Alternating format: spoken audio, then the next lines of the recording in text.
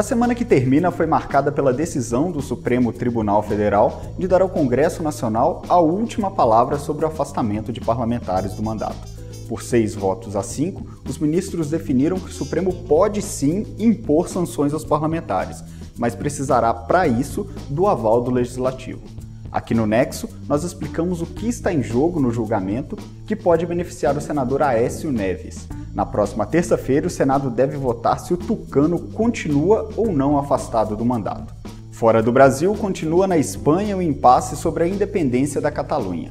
Depois da vitória dos separatistas no plebiscito organizado pelo governo catalão, o presidente da região, Carles Puigdemont, fez um discurso ambíguo.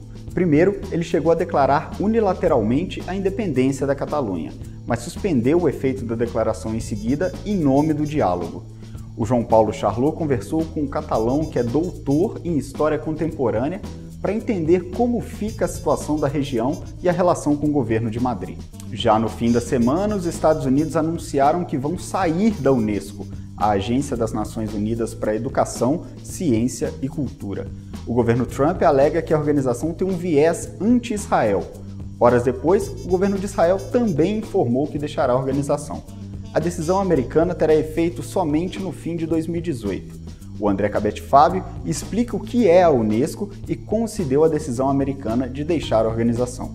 No Oriente Médio, os 2 principais grupos políticos da Palestina assinaram um acordo histórico para pôr fim a 10 anos de conflito. Hamas e Fatah resolveram se unir para fortalecer a causa do Estado palestino. Num texto da semana passada, o Matheus Pimentel explicou quais as principais diferenças entre os 2 grupos políticos e de onde vem a divisão entre eles. Mais perto do Brasil, a Venezuela vai às urnas no domingo, agora para eleger governadores dos 23 estados do país. A eleição servirá para medir também, indiretamente, a popularidade e a longevidade política do atual presidente Nicolás Maduro. A votação promete ser uma das mais tensas dos últimos anos, já que o país atravessa uma das maiores crises políticas e econômicas de sua história. O Nexo explicou em um vídeo toda a crise venezuelana, desde 1989, e mostra como a divisão entre governo e oposição chegou ao ponto atual. Na Suécia, a Real Academia de Ciências anunciou o americano Richard Thaler como novo Nobel de Economia. Thaler, de 72 anos, é um dos principais nomes da chamada economia comportamental.